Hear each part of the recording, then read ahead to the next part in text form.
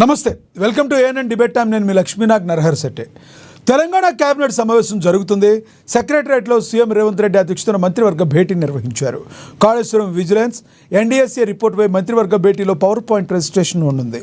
Power commission report, phone tapping, ఇతర ఎంక్వైరీలపైన చర్చించే అవకాశం ఉంది. ఉద్యోగాల బదిలీలకు గ్రీన్ సిగ్నల్ ఇచ్చే ఛాన్స్ కూడా ఉంది. 1 లేదా 2 డిఏలపై ప్రకటన ఉంటుంది.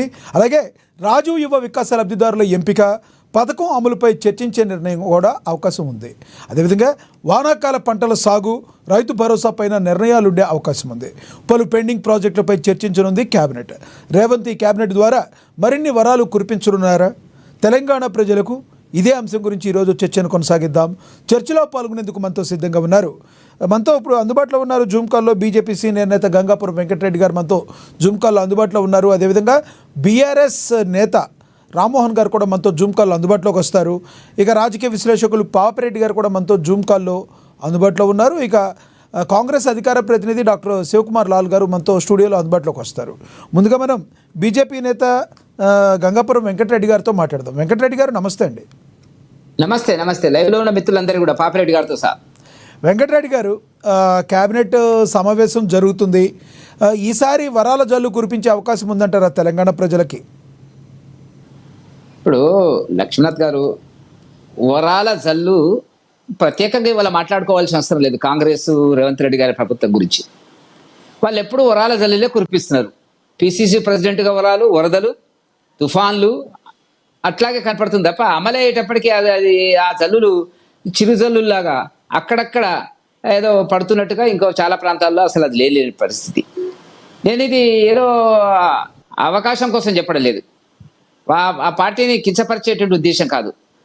చాలా సందర్భాల లోపల మనం చూసినాం, వాళ్ళు ఇచ్చినటువంటి మేనిఫెస్టో ఇవాళ ఏం జరిగింది అనేటువంటిది మీకు తెలుసు, నాకు తెలుసు. అనేక సందర్భాల లోపల మనం చర్చించుకుంటున్నటువంటి సందర్భం, ప్రజలు అంతకంటే అసంతృప్తిగా చర్చిస్తున్నటువంటి పరిస్థితి మనకు గ్రామాల్లోకి వెళ్ళినప్పుడు కనపడుతున్నటువంటిది. మనం మామూలుగా మాటామంతి కలిపినప్పుడు, మనం ఫలానా పార్టీ అనకుండానే మామూలుగా మాట్లాడినప్పుడు వస్తున్నటువంటి అభిప్రాయాలను మనం క్రోడీకరిస్తే తీవ్రమైన నిరసన రేవంత్ రెడ్డి గారి ప్రభుత్వం మీద 18 మాసాలు జరుగుతున్నటువంటి పరిస్థితుల్లో మనకు కనపడుతున్నటువంటి ఒక అంశం. నేను ఎందుకు ఈ మాట అంటున్నానంటే, వరాల జల్లు దేనికి ఉపయోగిస్తారండి? ఇప్పుడు ఏ ప్రభుత్వం అయితే దైనందిక కార్యక్రమాలకు, ఎకనామిక్స్లో రోజువారీ ఖర్చులకు సరిపడేటువంటి ఆదాయాలను సంపాదించుకోలేదో ఆ ప్రభుత్వం ఆర్థిక దివాలాకోరుతనం వైపు ప్రయాణం చేస్తుంది, సంక్షోభంలో ఉంది, ఆర్థిక సంక్షోభంలో ఉందని ఎకనామిక్స్ ప్రిన్సిపల్ చెప్తున్నాను. ఇప్పుడు ఖర్చులు, అప్పులు 2 రకాలుగా ఉంటాయి, ఆదాయాలు కూడా అట్లాగే ఉంటాయి. రోజువారీ ఖర్చు ఎంత, రోజువారీ ఆదాయం ఎంత. దీనికోసం అప్పు అంటే ఏమిటి? మనం అప్పులు రకరకాలుగా ఉంటుంది. మనం బట్టలు కుట్టించుకోవడానికి చేసే అప్పు ఓ రకంగా ఉంటుంది, మనం తినడానికి తిండి కోసం చేసేటువంటి అప్పు ఓ రకంగా ఉంటుంది. బట్టలు అంటే మనం కొంతకాలం కుట్టించుకోము, ఉన్న డ్రెస్సుతోనే మనం కాలం గడిపేటువంటి పరిస్థితి ఉంటుంది. కానీ తిండి కోసం మనం ఉండలేం కదా. కాబట్టి ఇవాళ రేవంత్ రెడ్డి గారి ప్రభుత్వాన్ని మనం చూసినట్టయితే ఆదాయాలు ఖర్చులకు వచ్చేటప్పటికి మనకు కనపడుతున్నటువంటిది ఆయన భాషలోనే 18,500 కోట్లు వస్తుంది, 6,500 కోట్లు అప్పుల కోసం, వడ్డీల కోసం గత ప్రభుత్వం చేసింది అనేటువంటి మాట చెప్పడం జరుగుతున్నటువంటిది. దగ్గర 6,000 కోట్లు ఉద్యోగస్తులకు పోతే ఇంకా మిగిలింది ఎంత, నాకు 6,000 కోట్లు అనేటువంటి మాట చెప్పడం జరుగుతుంది. 18,500 కోట్లు ఇంటూ 12 2,20,000 కోట్లు తక్కువ ఆదాయం ఏం కాదు అది వాళ్ళ మాటలు. ఎటొచ్చి ఏంటంటే కోరికలు గుర్రాలై ప్రవహిస్తున్నాయి. అలవి కానీ అమలు కానీ ఊహాజనితమైనటువంటి గ్యారంటీలని పేర్ల మీద సర్టిఫికెట్లు పెట్టి సోనియా గాంధీ, రాహుల్ గాంధీ, ప్రియాంక గాంధీ సర్టిఫికెట్లు సంతకాలేసి మెడలు వేసేసి చేసినటువంటి పరిస్థితి లోపల ఇవాళ వాళ్ళు ఏం చేయాలో అర్థం కాని పరిస్థితి. నేను ఎందుకు ఈ మాట చెప్తున్నానంటే విమర్శ కోసం కాదు, రైతులకు సంబంధించి మాట్లాడదాం. మొట్టమొదట గత ఒక రైతు భరోసా ఎగ్గొట్టినాడు, ఇప్పుడు 2వది నడుస్తుంది. ఎగ్గొట్టినాడు, ఇప్పుడు 2వది నడుస్తుంది. 2వ దాంట్లో ఇచ్చినటువంటిది ఏంటంటే 3.5 ఎకరాలకు ఇచ్చినాడు. వాళ్ళు ఏం మాట్లాడుతున్నారు? వాళ్ళ ఆర్థిక మంత్రి, వాళ్ళ వ్యవసాయ మంత్రి నాగేశ్వరరావు గారు, ఖమ్మం నాగేశ్వరరావు గారు ఏం మాట్లాడుతారు? మేము ఆగస్టు 15 లోపల వేస్తామని. ఏం వేస్తాడు? వచ్చే వర్షాకాలానికి సంబంధించిన రైతు భరోసా గురించి మాట్లాడుతున్నారు. వాళ్ళు ఏం మాట్లాడుతారో వాళ్ళు అర్థమైతే లేదు. 1 ఎగ్గొట్టినారు, 2 ఇది 3.5 ఎకరాల వరకు ఇచ్చినారు, ఇప్పుడు మళ్ళీ ఇవ్వబోతామంటున్నారు. రుణమాఫీ కూడా అట్లాగే చేసినారు, 60% ఇచ్చినారు, 40% ఎగ్గొట్టినారు. ఒక ఇంట్లో 4 తండ్రి కొడుకులు ఉండి వేరుబడి ఉన్నట్టయితే ఉంటే వాళ్ళల్లో ఒకరికి ఇచ్చినారు, మిగతా వాళ్ళకే కొట్టినారు. ఓ పద్ధతి లేదు, వ్యవహారం లేదు. ఉద్యోగస్తులకు సంబంధించిన కనీసం 2.5 సంవత్సరాల నుంచి పెరుగుతున్న ధరలు, 5 కిస్తులు 5 వాయిదాలు ఉన్న డిఏని ఇచ్చే పరిస్థితి లేదు. ఇది చర్చించుకుంటే చాలా విడ్డూరంగా కనపడుతుంది. డిఐఏ లేని పరిస్థితుల ప్రభుత్వం ఉంది. నన్ను కోస్తే ఏమొస్తుంది అనేటువంటి పద్ధతిలో మాట్లాడితే ₹1 కూడా రాదంటున్నాడు. మళ్ళీ సరిదిద్దుకొని వాళ్ళు ఏదో 1-2 డిఏలు ఇస్తారంటున్నాడు. పదవి విరమణ వయసు ప్రభుత్వ ఉద్యోగస్తుల పదవి విరమణ వయసు పెంచాలని వస్తుంది. ఇవి పిచ్చి పిచ్చి తుగ్లక ఆలోచనలు. ఇక yes, వెంకటరెడ్డి గారు ఇక్కడ ప్రధానంగా ఇంకో ఆరోపణ కూడా వినబడుతుంది. తెలంగాణకి బీజేపీ ప్రభుత్వం అన్యాయం చేస్తుంది, రావాల్సిన విధంగా ఆదుకోవాల్సిన విధంగా మనం ఇక్కడ రాష్ట్రం నుంచి కడత మీద సరిపోతుంది తప్పితే అందరికీ, కానీ రాష్ట్రానికి మాత్రం బీజేపీ ఏం చేయట్లేదు కేంద్ర ప్రభుత్వం అని ప్రధానమైన ఆరోపణ కాంగ్రెస్ పార్టీది. ఇప్పుడు లక్ష్మీనాథ్ గారు నేనేమంటున్నా, ఇది ఎప్పుడు కాంగ్రెస్ వాళ్ళు నోరు తెరిస్తే ఇదే మాట్లాడతారు. ఏ పద్ధతి కింద ఎంత బాగున్నది కేంద్ర ప్రభుత్వం అని చెప్పాలి కదా. ఇప్పుడు కేంద్ర ప్రభుత్వం నుంచి బడ్జెట్లో ప్రతిపాదనలు చేసినప్పుడు ఊహాజనితమైన అవి కూడా 30,000 కోట్లు వస్తాయి, 40,000 కోట్లు వస్తాయి అని చెప్పి ప్రతిపాదనలో చూపించి చివరికి వచ్చేటప్పటికి ఏది రావాలన్నా అది వస్తుంది. అన్ని రాష్ట్రాలకు ఏ పద్ధతి ఉంటుందో ఆ పద్ధతి ఉంటుంది. ఇప్పుడు స్పెషల్ కేసులు వేరండి. ఇప్పుడు మీరు అవునన్నా కాదన్నా ఆంధ్రప్రదేశ్ కొత్తగా ఏర్పడ్డ రాష్ట్రానికి రాజధాని లేదు కాబట్టి కొంత అప్పు రూపంలో ఇచ్చినారు. అప్పు రూపంలో వాళ్ళు ఊరికే ఇచ్చినటువంటి గ్రాంట్లే కాదు. అది ఒక కేసు మనం ఆలోచించవచ్చు. సరే మనకు కూడా కావాలేంది అనేటువంటిది అడగాలి కదా.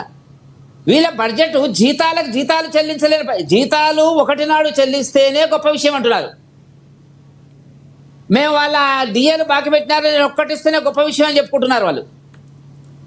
నేనేమంటున్నా అంటే ఆరోగ్యశ్రీ ఎటు పోయిందో డబ్బులు లేవు. ఫీజు మాఫీ, ఫీజుకు సంబంధించినటువంటి ఈ ఫీజు రియంబర్స్మెంట్ ఏది ఉందో అక్కడే ఉన్నాడు పాపిరెడ్డి గారు. చాలా కాలం స్టేట్ కౌన్సిల్ చైర్మన్గా పనిచేసినారు ఆయన. అది ఎటుపోయిందో తెలియదు. నేనేమంటున్నా అంటే ప్రభుత్వము కొన్ని స్కీములు ఎట్లా 200 యూనిట్లు విద్యుత్ శక్తి ఫ్రీ అన్నారు. ఎంత శాతం మందికి ఇచ్చినారండి వాళ్ళు? గ్యాస్ అన్నారు, ఎంతమందికి ఇచ్చినారండి? బోనస్ ₹500 ఎంతమందికి ఇచ్చినారండి? కొనే దిక్కులేదు. ఏదో ఇస్తున్నారు, ఇటు అటు చూపించి తప్పించుకొని పారిపోతున్న పరిస్థితుల వల్ల. ఇక నేను మిగతా లిస్ట్ గురించి మాట్లాడుతున్నా. వాళ్ళ గ్యారంటీలు ఇచ్చినటువంటిది మహిళలకు 2,500 అన్నారు, 4,000 అన్నారు. మరి ఆ కార్డు తెల్ల కార్డులు ఇస్తామన్నారు, ఇంతవరకు అతిగతి లేదు. ఇళ్ళు చెప్తున్నారు. ఇళ్ళు కూడా ఏం చెప్తున్నారు? ప్రతి నియోజకవర్గానికి 3,50,000 ఇళ్ళు నేను నిర్మిస్తామని చెప్తున్నారు. ఎప్పుడు వస్తుంది, ఎప్పుడు పోతుంది, ఎంత అవుతుంది? వెంకటరెడ్డి గారు అసలు సామాన్య ప్రజల గురించి రాజకీయ పార్టీలు ఆలోచిస్తున్నాయా? ఎందుకంటే తమ మేనిఫెస్టోలో ఒకటి పెడతారు. ఆ మేనిఫెస్టోలు ఇవి ఏవైతే ఉన్నాయో వాటిని తీర్చడానికి, వాటిని చెప్పినట్టుగా అమలు చేయడానికి వాళ్ళు నానా పాటలు పడాల్సిన పరిస్థితి. Not only Congress, not only BJP, YSRCP, ఏదైనా భారతదేశంలో ఉన్న రాజకీయ పార్టీలన్నీ కూడా ఒకే రకంగా ఉన్నాయి. అసలు రాజ్యాంగంలో కూడా మౌలికమైన మార్పులు రావాల్సిన అవకాశం ఏదైనా ఉందంటారా? మేనిఫెస్టోలో ఇచ్చినవి చెప్పినట్టు చేయకపోతే తర్వాత వాళ్ళు శిక్షార్హులు ఉండేటట్టుగా ఉంటే కానీ రాజకీయ పార్టీలన్నీ మారేటట్టు లేవు, ఇంక్లూడింగ్ బీజేపీ ఆల్సో. ఏమంటారు మీరు? మాట లక్ష్మీనాథ్ గారు, మీరు మంచి ప్రశ్న అడిగినారు. ఈటల రాజేందర్ను ఉప ఎన్నికలు ఓడించడానికి కేసీఆర్ గారు ప్రతి దళిత కుటుంబానికి 10 లక్షల రూపాయలు ఇస్తా అన్నాడు. ఏవో కొంతమందికి ఇచ్చుంటాడు, వాసన చూపించుంటాడు. ఇది వీలవుతుందా అండి? 10 లక్షల రూపాయలు ఇవ్వడం అనేది వీలవుతుందా? ఈయనకు రేవంత్ రెడ్డి గారు ప్రతి మహిళకు 2,500 రూపాయలు ఇస్తా అంటున్నాడు. ప్రకటనలు చేసినాడు. అమ్మ, అక్క, అయ్యా ఇప్పుడు తీసుకుంటే మీకు ఇంత, రేపు నేను వచ్చిన తర్వాత అయితే 4,000, డిసెంబర్ 7 తర్వాత అయితే 4,000 ఇస్తా, అందరూ మీరు మహిళలందరికీ 2,500 ఇస్తా. నేనేమంటున్నా అంటే ఇప్పుడు మా మేనిఫెస్టో ఉంది, నేను తెలంగాణకు సంబంధించినంత వరకు మాట్లాడతా. మేము ఎటువంటి వాగ్దానాలు చేయలేదండి. ఏది వీలవుతుందో, ఏది అవసరమో, ఏది ఒక రాష్ట్ర సమగ్రాభివృద్ధికి ఉపయోగపడుతుందో, ఏ సామాజిక వర్గాలకు ఏది లాభమో మేము వాటిని అమలు చేయడానికి ఒప్పుకున్నాం. మేము వాస్తవానికి ఎవరు పెట్టలేదండి. మేము తెలంగాణలో అధికారంలోకి వస్తే పెట్రోల్ మీద, డీజిల్ మీద సుమారుగా 17 రూపాయలు తగ్గిస్తామని చెప్పినాం. దీన్ని తగ్గించడానికి కారణం ఏంటంటే కేంద్ర ప్రభుత్వం 2 సార్లు తగ్గించింది, రాష్ట్ర ప్రభుత్వాలకు సలహా ఇచ్చింది, మీరు కూడా తగ్గించండి, మేము తగ్గించుకున్నామని. కేసీఆర్ గారు ఆ పని చేయలే, జగన్ గారు ఆ పని చేయలే. ఎందుకంటే సులభంగా ఆదాయాలు వస్తున్నాయి కాబట్టి. మేము మేనిఫెస్టోలో పెట్టాం. అది జనం గమనించకపోవచ్చు. జనం ఎంతసేపు ఏంటంటే రకరకాల ప్రయోజనాలు, రకరకాల వీటి గురించి, సంక్షేమ కార్యక్రమాల గురించి ఆలోచించవచ్చు. అనేది కరెక్టు. ఏది వీలైతే ఆర్థిక పరిస్థితుల కేంద్రంగా పరిమితులకు లోబడి మేనిఫెస్టో ఉండాలి. మేనిఫెస్టో లేకపోతే ఎలక్షన్ కమిషన్ చర్య తీసుకుంటట్టుగా ఉండాలి. పదవులకు రావడానికి మనం అనేకంగా ఒప్పుకుంటాం. ఒప్పుకున్న తర్వాత ఇవాళ రేవంత్ రెడ్డి పరిస్థితి ఏమైంది?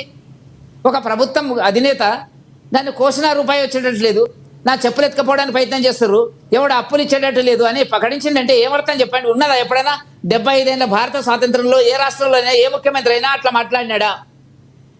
అంటే ఏం జరుగుతుంది? నెలకు 10,000 కోట్ల అప్పులు తెస్తే తప్ప ప్రభుత్వం నడుస్తలేదు. వాళ్ళు అప్పులు తెచ్చినారన్నాడు, నిజమే. మరి నువ్వు తెచ్చిన అప్పులు ఎవరు తీర్చాలి రేపు? మీరేం చేస్తున్నారు? అంటే పవర్లోకి వస్తే చాలు, అధికారంలోకి వస్తే చాలు, ఓట్లు వస్తే చాలు, సీట్లు వస్తే చాలు, మనం ఎట్లయితే ఉన్నది తర్వాత చూద్దామనే పద్ధతిలో వల్ల ప్రభుత్వాలు రావడం జరిగింది. నిరుద్యోగ భృతి అన్నాడు, ఎక్కడ పోయిందండి? అమ్మాయిలకు స్కూటర్ అన్నాడు, ఎన్నో లిస్ట్ మనం మర్చిపోయినా అవన్నీ కూడా 400 ఉన్నాయి. ఇప్పుడు దాని గురించి ఎక్సర్సైజ్ చేసి ముందుకు తీసుకువెళ్తామని చెప్తున్నారు కదా కాంగ్రెస్ వారు. ఇప్పుడు జస్ట్ సంవత్సరన్నరే అయింది మేము వచ్చి, మిగతా రోజుల్లో రానున్న రోజుల్లో చేస్తామని చెప్తున్నారు కదా. ఇది ఎప్పుడు చెప్పేదే కదా. మీరు ఇప్పుడు కరెంటు నడుస్తున్నది ఏందో చెప్పండి. వర్తమానం జరుగుతున్నటువంటిది రైతు భరోసా ఉంది, ఇచ్చినవా? ఉద్యోగాలు అంటున్నారు, ఆ టీఆర్ఎస్లు బీఆర్ఎస్లు అడ్వర్టైజ్ చేసిపోయిన ఆ వాటిని భర్తీ చేసినాడు. ఉద్యోగస్తుల వయసు 61 నుంచి 62కి ఇవ్వాలంటున్నాడు. ఏమర్థమండి? 61 నుంచి 62కు ఆయన చేసిందే తప్పంటే నిరుద్యోగులకు ప్రాణ సంకటం అది. ఇప్పుడు ఒక టీచర్ ఉంటాడండి, 1,00,000 రూపాయల జీతం ఉంటుంది. మీరు అతను రిటైర్ అయితే 50,000 పెన్షన్ వస్తుంది. అతన్ని కొనసాగిస్తే గవర్నమెంట్కి 1,00,000 రూపాయలు అవుతుంది. మిగిలిన 50,000 చేసి ఇంకో టీచర్, ఫ్రెష్ టీచర్కి మనం ఒక కుటుంబం బాగుపడుతుంది. ఎవరన్నా ఉంటుందా అనండి? రిటైర్మెంట్ బెనిఫిట్స్ ఇవ్వలేనప్పుడు ఏజ్ పెరుగుతారా? అంటే రేపు ఏమంటారు? వాడు సచ్చినంత కాలం ఉద్యోగంలో ఉండేనంటారా? ఇక సచ్చినాడు ఏముంటుందిగా, అయిపోతుంది కదా అంటారా పెన్షన్? ఏం మాట్లాడతారండి మాట్లాడడానికి? నిరుద్యోగులు భయంకరంగా ఉన్నాయి.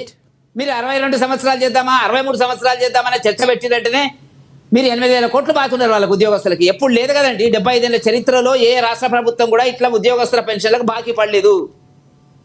అభివృద్ధి ఏంటండి? అభివృద్ధి ఇంకా మీ ఇష్టం వచ్చినట్టు పవర్లోకి రావడానికి చేసినటువంటి. ఎస్, మళ్ళీ వస్తాం మీ దగ్గరికి. మనతోటి బీఆర్ఎస్ నేత రామ్మోహన్ గారు ఉన్నారు, ఆయనతో మాట్లాడదాం. రామ్మోహన్ గారు నమస్తే అండి. నమస్తే అండి, పెద్దలందరికీ నమస్తే. రామ్మోహన్ గారు, రానున్న ఈరోజు ఏదైతే కేబినెట్ సమావేశం జరుగుతుందో, ఇక్కడి నుంచి ఈ కేబినెట్ సమావేశంలో రేవంత్ రెడ్డి అధ్యక్షున మంత్రివర్గ భేటీ కూడా నిర్వహించారు. కాళేశ్వరం విజిలెన్స్ గురించి కానీ ఎన్డీఎస్సీ రిపోర్టుపై మంత్రివర్గ భేటీలో పవర్ పాయింట్ ప్రెజెంటేషన్ కూడా జరగనుంది. Power commission report, phone tapping, ఇతర ఎంక్వైరీలపైన కూడా చర్చ జరిగే అవకాశం అయితే ఉన్నట్లుగా మనకు తెలుస్తుంది. ఉద్యోగ బదిలీలకు గ్రీన్ సిగ్నల్ కూడా ఇచ్చే అవకాశం ఉంది. దీని తర్వాత ఈ కేబినెట్ మీటింగ్ తర్వాత రానున్న రోజుల్లో తెలంగాణ ప్రజానికానికి మరింత మేలు చేకూరుతుందని మీరు నమ్ముతున్నారా, భావిస్తున్నారా?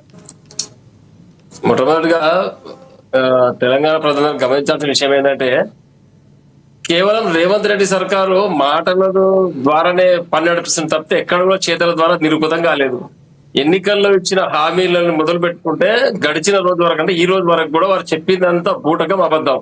ఎక్కడ కూడా మాటలకు చేతలకు పొందడం లేకుండా వారి పరిపాలన కొనసాగుతుంది. ఈ అస్తమానం అనుమానం, తెలంగాణ ప్రజలపైన అనుమానం, వారి పక్కన ఉన్న నాయకులపైన అనుమానం, సబ్జెక్టు కరెక్షన్ రామ్మోహన్ గారు, ఇప్పుడు బీజేపీ ఏదైనా ఆరోపణలు చేస్తే తెలంగాణలో అది వినడానికి ఒక అవకాశం ఉంది. ఎందుకంటే బీజేపీ తెలంగాణలో ఇంతవరకు ఎప్పుడు పరిపాలించలేదు కాబట్టి.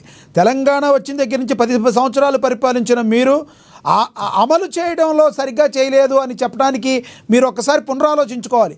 మీరెన్ని చెప్పారో, మీరెన్ని అమలు పరచలేదో మీకు తెలుసు, తెలంగాణ ప్రజానికం మొత్తానికి కూడా తెలుసు. గడిచిన 10 సంవత్సరాలు ఒకటి గుర్తుపెట్టుకోవాలి మనం. ఇక్కడ తెలంగాణ రాష్ట్రాన్ని సాధించిన తర్వాత గడిచిన 10 సంవత్సరాలు ఎంత వృద్ధి రేటు నమోదు జరిగింది. గతంలో కాంగ్రెస్ ప్రభుత్వంలో ఉన్నటువంటి కిరణ్ కుమార్ రెడ్డి గారు, వైఎస్ రాజశేఖర రెడ్డి గారి జమానాలో ఎంత వృద్ధి రేటు నమోదైందని అన్ని విషయాలు, ఆర్థికం కావచ్చు, వ్యవసాయం కావచ్చు, విద్య కావచ్చు, ఉపాధి కావచ్చు, ఇంకా అన్ని విషయాలు కావచ్చు, దేంట్లో కూడా గడిచిన కాంగ్రెస్ ప్రభుత్వానికి బీటుకు తగ్గకుండా వాటికన్నా ఉన్నతంగా పనిచేయడం జరిగింది 10 సంవత్సరాలు. ఇప్పుడు ఏమైందండి, కేవలం అధికారంలోకి ఎట్లా రావాలి అనే ఒక దుర్బుద్ధితోటి అలవిగాని హామీలు ఇచ్చి చేయలేదని తెలిసి కూడా కాంగ్రెస్ ప్రభుత్వం తెలంగాణ ప్రజలు మభ్యపెట్టి, మాయ చేసి, అబద్ధాలు చెప్పి, బూటకు ప్రచారాలు చేసి రైతులను ఆదుకుంటాం, విద్యార్థులను ఆదుకుంటాం, మహిళలను, అమ్మాయిలను అందరినీ ఆదుకుంటామని చెప్పేసి అబద్ధాలు మాటలు మాట్లాడి గద్దె మీద కూర్చున్న తర్వాత స్వీయ పదవి రక్షణలో పడి తెలంగాణను గాలి కొదిలేసి ఆయన ఢిల్లీ చుట్టూ ప్రదర్శన చేస్తుంటే తప్పితే ఇక్కడ ఏ విధంగా ఉండగొరతలేదు. ఎందుకంటే ఒక్క విషయం గమనించండి, ప్రతి అంశాన్ని ఆ రోజు 100 రోజులు పూర్తి కాలేదు, మా మీద పడి దాడి చేస్తున్నారు విపక్షాల పైన అంటే, మేము కావచ్చు, భారతీయ జనతా పార్టీ కావచ్చు, మిగతా ప్రతిపక్షాలు అందరం కూడా సరే 100 రోజులు సమయం ఇవ్వాలి, ఎవరు కూడా మాట్లాడలేదు. 100 రోజులు పూర్తయింది, 2 సంవత్సరాలు కావస్తుంది, ఇంతవరకు ఒక్క హామీ పూర్తి చేయాలి. కేవలం ఆర్టీసీ బస్సులో మహిళలకు ఉచిత ప్రయాణం కల్పించి వాళ్ళని కూడా నానా హంగామా చేసి కొట్లాడిపించి సీట్లు లేకుండా అదనపు బస్సులు లేకుండా వాళ్ళ యొక్క ఆక్యుపెన్సీ రేట్ ఎంత ఉందో తెలుసుకోకుండా ఇటువంటి అలవిగాని హామీలు ఇచ్చి గద్దె మీద కూర్చున్న తర్వాత తమాషాలు చేస్తా ఉన్నాడు. తర్వాత మూసి సుందరీకరణ అన్నాడు, హైడ్రా అన్నాడు, ఉద్యోగులు అన్నాడు, ఎన్నో మాట్లాడాడు. ఎక్కడ కూడా ఒక్కటి కూడా పరిపూర్ణం కాలేదు. కేవలం డైవర్షన్ పాలిటిక్స్ చేసుకుంటూ ఈ రోజు ఈ సమస్య మాట్లాడుతుంటే పక్కదో పట్టించడానికి ఏదో ఒక అంశాన్ని తెరపైకి తీసుకొచ్చి ఈ పెయిడ్ మీడియా ద్వారా దాన్ని హైప్ క్రియేట్ చేసి ఈ యొక్క తెలంగాణ ప్రజల యొక్క ఆత్మగౌరవాన్ని దెబ్బతీసుకుంటూ వాళ్ళ యొక్క దృష్టిని మరల్చే ప్రయత్నం చేస్తుంటే తప్పితే ఈ యొక్క తెలంగాణ ప్రభుత్వాన్ని రాష్ట్రాన్ని ఎట్లా పరిపాలన చేయాలి, నేను చెప్పిన మాటలు ఎట్లా పరిపూర్ణంగా పూర్తి చేయాలి అవగాహన ఉందని ఒక్కట ఆయనకి. రైతులకు రైతు భరోసా ఇస్తాను 3 సీజన్లు అయిపోయింది, ఇంతవరకు లేదు. విద్యార్థులకు నెల డబ్బులు ఇస్తాను, ఇంతవరకు లేదు. మహిళలకు 2,500 ఇస్తాను, ఇంతవరకు లేదు. విద్యార్థులకు స్కూటీలు ఇస్తాను, విద్యార్థుల అమ్మాయిలకు కళాశాల అమ్మాయిలకు ఇంతవరకు లేదు. ఆడబిడ్డకు ₹1,00,000 బంగారం ఇస్తాను, ₹1,00,000 తులం బంగారం ఇస్తాను, ఇంతవరకు లేదు. కేవలం ఢిల్లీ పెద్దల చుట్టూ ప్రదక్షిణ చేసుకుంటూ ఇక్కడ నుంచి డబ్బులు సూట్ కేసులు మోసుకుంటూ ఇక్కడ ఉన్నటువంటి బిల్డర్లను బ్లాక్ మెయిల్ చేసుకుంటూ నువ్వు నీ తమ్ముళ్ళు అంత యంత్రాంగం చుట్టూ మోపు చేసి వాళ్ళతో డబ్బులు వసూలు చేసి వాళ్ళ బిల్డర్లను బెదిరించుకుంటూ కూలగొడుతున్న హైదరాబాద్ తమాషాలు తీసుకుంటా తెలంగాణ ఆగం చేస్తున్న తప్పితే ఎక్కడ కూడా సజావుగా పరిపాలన లేదు. ఇది వాస్తవం, అందరూ గమనించాల్సిన విషయం. గతంలో ముఖ్యమంత్రి కేసీఆర్ గారు ప్రవేశపెట్టిన సంక్షేమ పథకాలు గారు మీ యొక్క ఆరోపణల ఆధారాలు ఉన్నాయా మీ దగ్గర? 100% ఉన్నాయండి. ఆ రోజు అందరూ తెలుసు, మీడియాకు తెలియదు అనేది జరుగుతుందో. ఈ రోజు వెళ్దాం, మనం రాజేంద్ర నగర్కి వెళ్దాం. అక్కడ మన ఏమంటారు నదిలో కట్టిన వారికి సంబంధించిన ఎమ్మెల్యేకి సంబంధించినటువంటి ఫంక్షన్ హాల్ కూలగొట్టలేదు, చిన్న వాళ్ళే కూలగొట్టిర్రు. అదే అసదుద్దీన్ ఓవైసీ కాలేజీ కూలగొట్టలేదు, చిన్న ఇల్లు కూలగొడుతున్నారు. వీటికి ఏం సమాధానం చెప్తా హైదరాబాద్ రంగనాథ్ గారు కానీ రేవంత్ రెడ్డి గారు కానీ ఎందుకు కూలగొట్టలేదండి? ఆ రోజు మనం చర్చించినప్పుడు చాలా మాట్లాడుకున్నాం మనం. ఎందుకు అసద్ ఓవైసీ గారి యొక్క కళాశాల ఇది పిల్లలు అయిపోయింది, వేసవి సెలవులు అయిపోయినాయి, మళ్ళీ కళాశాల ఓపెన్ అయ్యే టైం వచ్చింది, ఇంతవరకు నీకు కొత్త ప్రిన్సెస్ ఎందుకు ఎత్తుకోలేకపోయినా ఆయన? ఎందుకు వార్నింగ్ ఇస్తలేడు? మరి దీనిపైన ఏమంటారు? కాబట్టి ఇవన్నీ ముఖ్యమంత్రి కేవలం తమాషాలు చేసుకుంటూ కాలం గడుపుకుంటూ పబ్బం గడుపుకునే పరిస్థితి తప్పితే తెలంగాణను బాగు చేయాలనే ఉద్దేశం లేదు. ఇంకొకటి, ముఖ్యమంత్రి గారు మాజీ ముఖ్యమంత్రి అప్పులు చేసిర్రు, తెలంగాణ ఆగం చేసిర్రు, 1000 కోట్లు దండుకున్నారు, అభివృద్ధి చేయలేదని మాట్లాడుతున్నారు. మరి నువ్వు మాట్లాడినప్పుడు ఆ రోజు లెక్కలు తెలిసినప్పుడు తెలంగాణ రాష్ట్రం అప్పుల్లో ఉంది, మేము ఈ హామీలు ఇస్తే నెరవేర్చకపోవచ్చు మనము, కాబట్టి ఓటేయండి అని ఇంకో విధంగా అడుక్కొని ఓటు తీసుకొని తెలంగాణ ప్రజల నుంచి అధికారంలోకి వచ్చేది. ఇవాళ నీకు జీతభత్యాలు ఇవ్వడానికి డబ్బులు లేవు నీ దగ్గర, వయసు పెంచుతా అంటావు, రిటైర్మెంట్ బెనిఫిట్స్ ఇవ్వడానికి శక్తి లేదు నీ దగ్గర, దాని కొరకు వయోప్రయం పరిమితి పెంచి 63 ఏళ్ళు 62 ఏళ్ళు చేస్తాను మాట్లాడుతావు. ఎంతవరకు సమంజసం ఇది? కాబట్టి నీ పూర్తిగా చేతగాని మన ముఖ్యమంత్రి ఎవరు భారతదేశంలో అంటే మొట్టమొదటి స్థానం రేవంత్ రెడ్డి గారు.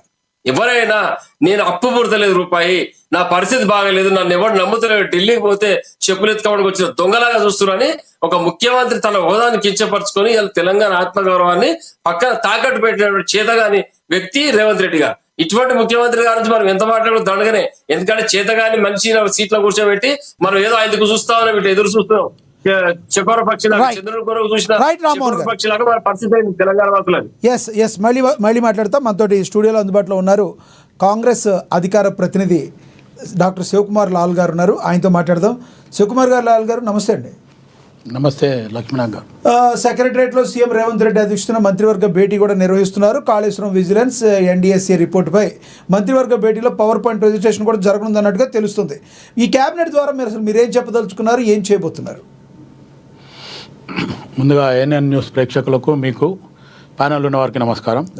ఒకటేమంటే ఈరోజు ఏదైతే ముఖ్యమంత్రి గారి అధ్యక్షతన క్యాబినెట్ మీటింగ్ ఏదైతే జరుగుతుందో దాంట్లో ఒక 4 అంశాలను ఖచ్చితంగా తీసుకోవడం జరిగింది. ఒకటి, ఉద్యోగులకి గతంలో కేసీఆర్ పెండింగ్ పెట్టిన డిఏలతో పాటు ఇప్పుడు ప్రజెంట్ ఈ 16-17 నెలలైన కాంగ్రెస్ పార్టీ తర్వాత కూడా దాంట్లో ఒక 2 డిఏలు ఇవ్వచ్చు అనేది మనకు వస్తున్న సమాచారం. అదే కాకుండా రైతులకి ఏదైతే సకాలంలో వాళ్ళకి రెగ్యులర్గా పడాలో అది కూడా ఖచ్చితంగా చేయాలనేది ఒక నిర్ణయం తీసుకోవడం జరుగుతుంది. బర్కచర్ల ఆ ప్రాజెక్టు కూడా ఇబ్బందికరం అవుతుంది. రేపు ఆంధ్రప్రదేశ్ వాళ్ళు ఇబ్బంది చేస్తున్నారనే ఒక ఉద్దేశంతో దాని మీద కూడా చర్చ జరగబోతుంది. మంత్రివర్గం మీద కూడా ఒక నిర్ణయం తీసుకుంటారనేది నాకున్న సమాచారం. ఖచ్చితంగా ఇప్పటిదాకా మన రామ్మోహన్ గారు మాట్లాడుతూ రామ్మోహన్ భాయ్ ఏమంటాడంటే చాతగాని ముఖ్యమంత్రి ఢిల్లీలకు సూట్ కేసులు మోస్తుండ అంటుండు. గతంలో మీ కేసీఆర్ మోసి అలసిపోయిండు. అవసరమైతే మన రాష్ట్రం కాక పక్క రాష్ట్రాలలో పోయి కూడా రైతులకు ఇచ్చొచ్చిండు. అట్లా మన దగ్గర ఏం లేదు. మీరంతా మీ పార్టీ అధ్యక్షుడు లేకపోతే మీ పాత ముఖ్యమంత్రి లేకపోతే మీ యాక్టింగ్ సీఎం లేకపోతే మీ వర్కింగ్ ప్రెసిడెంట్ ఇలా దాచుకొని పోయింది ఎక్కువైపోయింది. మా దగ్గర మిగులు బడ్జెటే లేదు. ఏం మాట్లాడుతున్నాం? లే రామోహన్ భాయ్ ఒక్క నిమిషం నేను మాట్లాడినాక మళ్ళీ మీరు మాట్లాడారు. మీరు మాట్లాడిండ్రు, నేను ఏమనలేదు. నేను మాట్లాడేటప్పుడు మీరు వినండి, కాలిస్తే రాసుకోండి. ఎందుకంటే ఇప్పుడు గతంలో 10 సంవత్సరాలు తెలంగాణ ఉద్యమంలో అందరు పోరాడిండ్రు, అందరు సకల జనులు పోరాడిండ్రు. అందులో మీరు కూడా ఒక వ్యక్తి. ఇప్పుడు ఈడ మొత్తం మన లైవ్లో ఉన్న వాళ్ళందరూ కూడా తెలంగాణకి పాటుపడిన వాళ్ళే లేకపోతే తెలంగాణ గురించి పోరాడిన వాళ్ళే. ఇప్పుడు ఉన్న లైవ్లో కానీ లేకపోతే ఇతరులు కానీ ఎవరన్నా కేసీఆర్ ఫ్యామిలీలో బాగుపడ్డట్టు ఎవరన్నా బాగుపడ్డారా, ఇంక్లూడింగ్ మీ, నేను కూడా. ఎందుకంటే కష్టపడిన వాళ్ళు మొత్తం అట్లనే ఉన్నారు. ఈరోజు తెలంగాణ ఫ్యామిలీ చుట్టూ మొత్తం రాజకీయం నడిపించాలనే ఒక కేసీఆర్ ఫ్యామిలీ చుట్టూ రాజకీయం నడిపించాలని ఒక డ్రామా. తండ్రి ఒక మాట మాట్లాడతాడు, కొడుకు ఒక మాట మాట్లాడతాడు, బిడ్డ ఒక మాట మాట్లాడతాడు, అల్లుడు ఒక మాట మాట్లాడతాడు. ఇప్పుడు ఈరోజు ఒక కమిషన్ ఏర్పాటు చేసి ఆయనకు నోటీస్ వస్తే హరీష్ రావు నువ్వు ముందు పోయేసి వస్తే వాళ్ళు ఏం అడిగిందో చూసి దాన్ని బట్టి నేను నెక్స్ట్ మాట్లాడతా, నాకు ఒక వారం రోజుల గడివి అని చెప్పి మీ కేసీఆర్ మాట్లాడుతుండ. అంటే ఈరోజు కేసీఆర్ అంటే మీకే కాదు మాకు కూడా అభిమానం. వాస్తవంగా వ్యక్తిగతంగా ఆయన ఉద్యమంలో ఉన్నప్పుడు ఓకే, అప్పటి మటుకు ఆలోచన వేరుంది. అధికారంలోకి వచ్చినాక ఆయన మొత్తం మర్చిపోయిండు, ఫ్యామిలీ చుట్టూ పోయిండు, వాళ్ళ మొత్తం కుటుంబం తీసుకొచ్చిండు. గతంలో ఏమన్నాడు, నా బిడ్డ కొడుకు అమెరికాలో ఉన్నారు, నేను నా ముసలిది ఉంటాం, పావుసేరు ఉంటే చాలు, నేను కావలి కుక్కలాగా ఉంటాడు. ఏడన్నా కావలి కుక్కలాగా ఈ 10 సంవత్సరాలు ఉండా? దళితుని ముఖ్యమంత్రి చేస్తానట్టు చేసిండా? లేకపోతే ఉద్యోగాలు నీళ్లు నిధులు నియామకాలు ఏమైనా చేసిండా? నీళ్లు నిధులు నియామకాలని పబ్లిక్కి చెప్పి అందరినీ ఉసిగొల్పి మొత్తానికి వాళ్ళ ఇంట్లోనే నీళ్లు నిధులు నియామకాలు అయిపోయారు. ఇప్పుడు ఈరోజు కవిక కొట్లాడేది ఆధిపత్య పోరా లేకపోతే ఆస్తి పంపకంలో ఎక్కువ తక్కువ అయిందని నాకు తెలిసినంత మటుకు మొత్తానికి అలా ఇంటి పంచాయతీని తీసుకొచ్చి తెలంగాణ ప్రజలకు ఇస్తున్నారు. ఈరోజు కేసీఆర్కి నోటీస్ ఇస్తే తెలంగాణ ప్రజలకు ఇచ్చినట్టంట. తెలంగాణ ప్రజలు ఏమైనా దోసుకున్నారా? ఈయన దిక్కెళ్ళి చనిపోయిన వాళ్ళు ఉన్నారు, వాళ్ళ కుటుంబాలకు ఏం చేయలేదు. ఈరోజు వెంకటరెడ్డిలాగా లేకపోతే మిగతా వాళ్ళలాగా చాలామంది కష్టపడిన వాళ్ళు ఉన్నారు, జేఏసీలో పనిచేసిన వాళ్ళు ఉన్నారు. వాళ్ళకేమైనా చేసిర్రా? ఎవరికేం చేసిరండి? ఈరోజు కాంగ్రెస్ పార్టీ అయినా ఈరోజు ఉద్యమంలో పనిచేసిన వాళ్ళకి 250 గజాలు ఇస్తామని చెప్పి అప్లికేషన్ తీసుకున్నారు. అది ఖచ్చితంగా దాని సమీక్ష జరుగుతుంది. ఎట్టి పరిస్థితుల్లో ఈ టర్మ్ లోపల కంపల్సరీ ఉద్యమ కాలంలో పనిచేసిన వాళ్ళకి అందరికీ ఇస్తారు. ఇప్పుడు మొన్న గద్దర్ అవార్డ్స్ అని చెప్పి ఎవరైతే నిజంగా కూడా కష్టకాలంలో మొత్తానికి తెలంగాణ ఉద్యమంలో పనిచేసే వాళ్ళందరికీ కూడా ₹1 కోటి నజరానా ఇచ్చి వాళ్ళకి శాల్వాతో సన్మానం చేయడం. గతంలో కేసీఆర్ కానీ కేటీఆర్ కానీ ఎవరైనా కలిసిన రోజులు ఉన్నాయా? వెళ్ళిపోని లేకపోతే మంత్రులు కలవాలంటే, ఎమ్మెల్సీలు కలవాలంటే, లేకపోతే ఎమ్మెల్యేలు కలవాలంటే 6 గంటలు కూర్చొని ఇప్పుడు కాదు పో అంటే వెళ్ళిపోయిన వాళ్ళు ఉన్నారు. ఈరోజు కాంగ్రెస్ పార్టీ ఈ 16-18 నెలలు అట్లుందా? ఏ మంత్రిత్వ శాఖలో ఆ మంత్రిత్వ శాఖ రివ్యూ మీటింగ్ అవుతుంది. మంత్రులు కూడా ఎప్పటికప్పుడు అందుబాటులో ఉంటున్నారు. శివలాల్ గారు, ఏదైతే అంతకుముందు మీరు గతంలో మేనిఫెస్టోలో పెట్టి ప్రజలకు చేస్తామని చెప్పారో ఇప్పటి వరకు ఎందుకు మొత్తాన్ని మీరు అమలు చేయలేకపోతున్నారు అని చెప్పే ప్రతిపక్షాలకు మీరేం చెప్తారు గట్టిగా సమాధానం? నేను ఏమంటున్నా లక్ష్మణ గారు, ఆల్రెడీ ప్రజలకు తెలుసు, ఇప్పుడు మాట్లాడే ఆపోజిషన్ నాయకులకు కూడా తెలుసు. మిగులు బడ్జెట్ రాష్ట్రం ఇస్తే ఈరోజు ఖజానా ఖాళీ చేసిపోయింది ఎవరు? టీఆర్ఎస్ బీఆర్ఎస్ కాదా? ఈరోజు కమిషన్ల దగ్గర రావడానికి కూడా భయపడుతుండ్రు. ఒక లెటర్లు ఇచ్చి మాకు ఈ డేట్ కాదు ఆ డేట్ అంటుండ్రు. అంటే వాళ్ళకు ఈరోజు ఎంత భయం. అంటే ఇక్కడ కాంగ్రెస్ పార్టీ అనే కాదు, ఏ పార్టీ అయినా ప్రజలకి హామీలు ఇచ్చేటప్పుడు గత ప్రభుత్వం ఏం చేసిందో, ఏం దోపిడీ చేసిందో మీ నాయకులే చెప్పారు కదా. అప్పుడు ఖజానా ఖాళీగా ఉంటే నెక్స్ట్ వచ్చాక మేము ఏం చేస్తామో తెలవకుండానే హామీలు ఇచ్చారంటారా? ఖజానా మొత్తానికి టీఆర్ఎస్ బీఆర్ఎస్లో దోచుకున్నారు అనేది ఖచ్చితంగా తెలుసు. కానీ మొత్తానికి ఈ మాత్రం దోచుకుంటారు, లేకపోతే ఈ మొత్తాన్ని ఖజానానే ఖాళీ చేస్తారు అనే రకంగా ఈరోజు ముఖ్యమంత్రి గారు ఆల్రెడీ నేషనల్ మీడియాలో చెప్పిండ్రు, స్టేట్ మీడియాలో చెప్పిండ్రు, తర్వాత అసెంబ్లీలో కూడా చెప్పడం జరిగింది. బడ్జెట్ నా దగ్గర ఇంతే ఉంది, దీంట్లో కేసీఆర్ చేసిన అప్పులకే 6,500 కోట్లు నేను కట్టాల్సి వస్తుంది, అదే కాక మిగతా ఉద్యోగాలకు కానీ లేకపోతే గతంలో 1వ తారీఖు నుంచి 20వ తారీఖు వరకు జీతాలు ఇచ్చేది. ఈరోజు ఖచ్చితంగా మీరు ఎవరినైనా ఏ ఉద్యోగినైనా కానీ జీతాలు ఎక్కడైనా ఆపుతుండ్రా?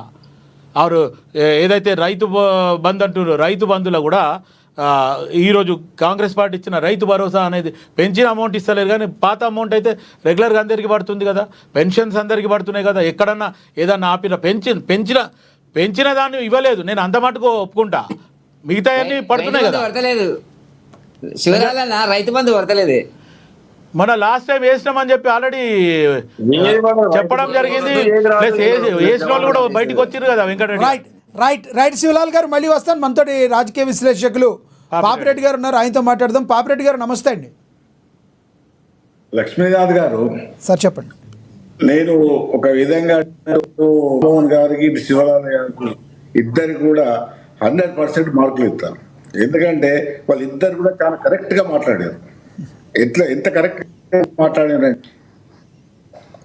రామ్మోహన్ గారు ఇప్పుడు జరుగుతున్న అన్ని అవకతవకల గురించి ఆయన కరెక్ట్ గా మాట్లాడాడు. అది 100% నిజం, వాళ్ళు ఏం మాత్రం అబద్ధాలు లేవు. అట్లాగే శివలాల్ యాదవ్ కూడా ఏం చెప్పారు, అంతకుముందు గవర్నమెంట్ లో ఏం జరిగిందో ఆయన చెప్పారు, అది కూడా 100% నిజమే. ఈ రెండు కూడా నిజంగా రాజకీయ నాయకులు చాలా రోజులు, ఈ రాజకీయ పార్టీ నుంచి వచ్చిన వాళ్ళు చాలా రోజుల తర్వాత నిజాలు మాట్లాడారు. కానీ మనకి సమస్య ఏంటంటే ఇటు కాంగ్రెస్ పార్టీయో లేదా బీఆర్ఎస్ టీఆర్ఎస్ కాదు. సమస్య ఏంటంటే ప్రజల యొక్క సమస్యలు, ప్రజలు ఈ ప్రభుత్వం నుంచి ఏం కోరుకుంటున్నారు, గత ప్రభుత్వం నుంచి ఏం కోరుకుంటే వాళ్ళకి రాలేదనేది. కాబట్టి ఒక రఘునాథ్ గారు ఒక విషయాన్ని, నేను ఒక ఎకనామిక్స్ ప్రొఫెసర్, దాదాపు ఒక 40 సంవత్సరాలు ఈ ఆర్థిక అభివృద్ధి, ఆర్థిక సమస్యలు దీని మీద నేను నిరంతరంగా పాఠాలు చెప్పిన వాడిని రిక్వెస్ట్ చేసిన. అయితే ఇప్పుడు సమస్య ఏంటంటే ఈ కాంగ్రెస్ పార్టీ ఇప్పుడు ఎలక్షన్స్ రాకముందు చేసిన వాగ్దానాలు ఏమిటి, అది సమస్య ఎక్కడి నుంచి మొదలవుతుంది. వాళ్ళు మేనిఫెస్టోలో పెట్టింది ఏంటి, వాళ్ళు ఇచ్చిన హామీలు, వాళ్ళు 6 అన్నారు. మీరు సిక్స్ ప్రామిస్ ఇచ్చిన 6 ప్రామిసెస్ లో రైతు రుణమాఫీ కొంతవరకు సీరియస్ గా ట్రై చేసినారు. ఒక 60% వరకు ఇచ్చారు, 40% ఇవ్వలేదు. వెంకరెడ్డి గారు కూడా చెప్పారు, అది కూడా కరెక్ట్. 40% వరకు రాలేదు. పోతే ఇక మిగతా ప్రామిసెస్ లో బస్సు ప్రయాణం ఉచితం. బస్సు ప్రయాణం కూడా నేను చెప్తానా, బస్సులు అదనంగా ఈ స్కీమ్ పెట్టిన తర్వాత తెలంగాణ మొత్తం నేను 5,000 బస్సులు ఎక్కువ డిపోలకు ఇచ్చినాం, కొత్త బస్సులు ఇచ్చినాం. ఇంక లేకపోతే మిగతా ఇచ్చి మేము పెట్టినామంటే బాగుండదు. ఉన్న బస్సులనే పొమ్మన్నారు, దాంతో అనేక సమస్యలు వస్తున్నాయి. అవన్నీ కూడా మనం రోజు పేపర్లో చూస్తున్నాం. అవి పోతే 200 యూనిట్ల కరెంట్ అన్నారు, అది 201 యూనిట్లు అయితే అది కూడా రాదు, కొద్ది మందికి వచ్చింది. అయితే ఏమి లేదని కాదు, ఇవి చేసింది. కానీ చాలా సమస్యలు వాళ్ళు ఏవైతే పెద్దగా, నేను ఖమ్మం సభలో రాహుల్ నాడు నేను కాంగ్రెస్ జాయిన్ అయినా, ఆనాడు రాహుల్ గాంధీ నాకు కండువా కప్పిన, రేవంత్ రెడ్డి ఇద్దరు కలిసి నా కండువా కప్పిన ఫోటో చూపాడు. ఆ ఖమ్మం సభలో సాక్షాత్తు రాహుల్ గాంధీ గారే ఈ పెన్షన్ 2,000 రూపాయల నుంచి వెళ్ళి 4,000 రూపాయలు చేస్తాను. మీరు ఒకసారి మళ్ళీ చెక్ చేయండి, ఆ టీవీలలో కనబడుతుంది. 4,000 పెద్ద ప్రామిస్. అక్కడి నుంచి వెళ్ళే కాంగ్రెస్ కొంత గాడ్ అనేది కొద్దిగా అనుకూలంగా మారడం జరిగింది. రాహుల్ గాంధీ వచ్చి చెప్పిండు 4,000 రూపాయలు ఇస్తామన్నారు, కాబట్టి ఇస్తారనుకుని జనాలు కూడా నమ్మారు. అక్కడి నుంచి వెళ్ళి ఆల్ ప్రామిసెస్, మహిళలకు 2,000 ఇస్తాం, లేకపోతే పెన్షన్ 2,000 నుంచి 4,000 ఇస్తాం, లేకపోతే మీ రైతు బంధు అప్పుడు ఇప్పుడు భరోసా అంటారు 5,000 ఇస్తాం. ఇట్లా మొదలు పెడితే అనేకమైన, ఇప్పుడు ఇందిరమ్మ ఇల్లు ఇస్తా ఉన్నారు, ఈ రకరకాల ఏదో ఇప్పుడు మా కాగితాలు చేస్తాను కానీ ఏదో నమ్మకం లేదు. అయితే అన్నిటికీ కూడా ఒకటే కారణం ఏంటంటే, వాస్తవంగా టీఆర్ఎస్ లాస్ట్ 2 years అంటే ఇది 23 ఎలక్షన్.